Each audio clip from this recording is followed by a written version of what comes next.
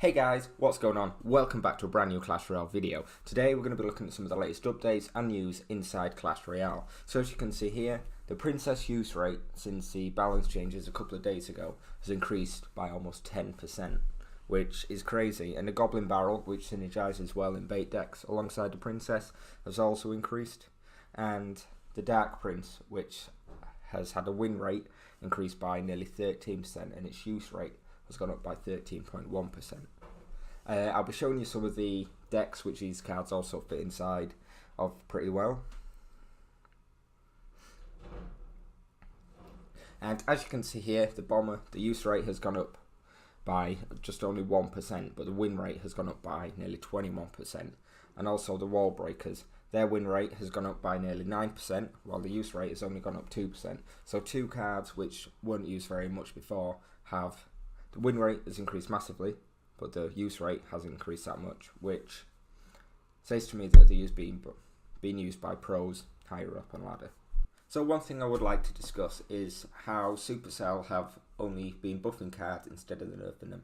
I've seen a lot of people complaining on Twitter, over on Reddit, and just in the community in general that they don't like that cards like Snowball, Baby Dragon haven't got a buff in the last, a nerf in the last 2 months when it should have done.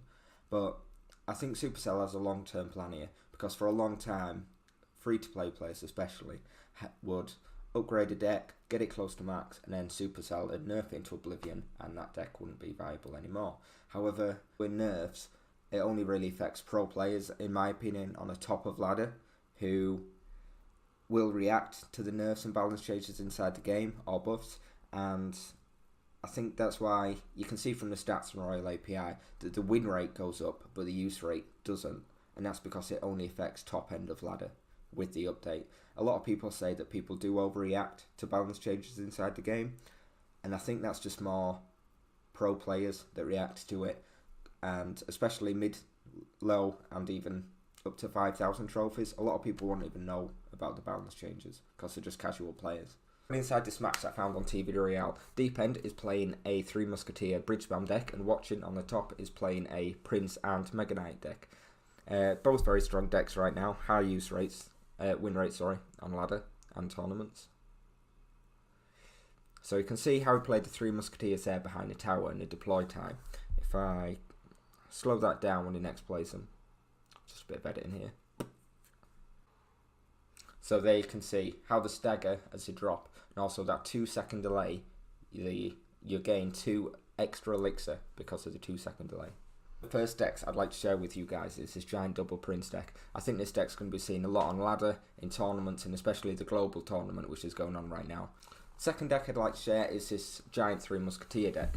The elixir collector is there, and I think the elixir collector will come back because there's a lot of lightning with the royal giant, and lightning is a hard count with Three Musketeers, but it can also take out the elixir collector. So you can bait out the lightning with the elixir collector, and then you can play Three Musketeers. Or if the opponent saves the lightning, then you just gain a huge elixir advantage and win the game. The third deck I'd like to share with you guys is this bait deck.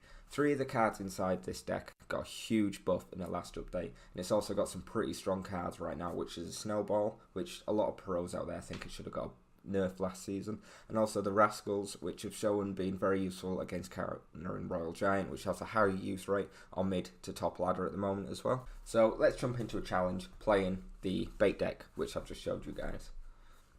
I'll probably lose, so I'm not very good with bait. So I think I might start with a goblin barrel, play fairly aggressive, play into the safe spot in case they have a tornado, and then this can potentially show us what some other spells they've got. So they've got Zap, which means if I have something tanking from a goblin barrel, they can't take it out.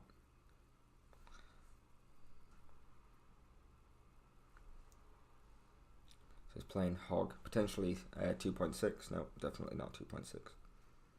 Play Dark Prince in the back here. If he plays anything else, I'll play Princess. There we go. So my Goblin Gang's gone, that's unfortunate. Play a Goblin Gang in the back. Missed some there. So that's some good tower damage. And he had to Tornado. So he does have Tornado. Wow. So I'm going to save my Goblin Gang for the Bandit, and I'm going to save my Rascals for the Dark Prince. And my Dark Prince for his Executioner. So I'll just cycle Snowball there.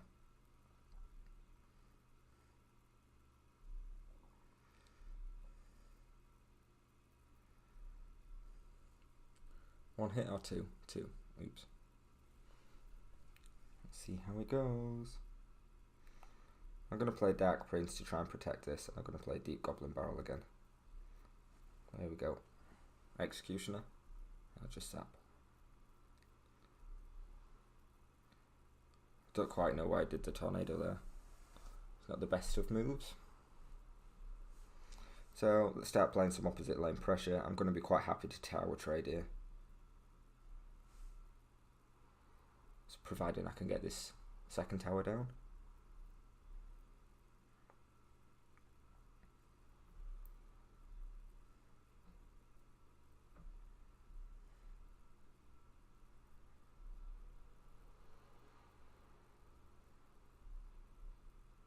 Oh, no way that connected. Wow.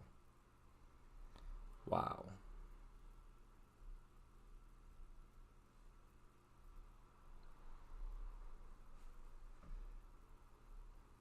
Should be tower down there. GG.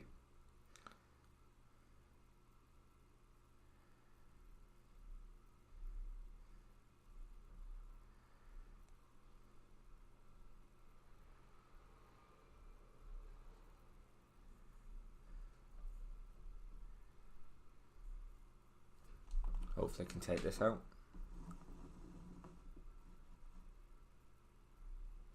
Boom. There we go. 3 crown with a bait deck. Even I can do that. Granted, you're one of the best of players, but... So, that's going to do it for today's video, guys. Thanks very much for coming by. Hit the subscribe button, hit the like button for more future videos.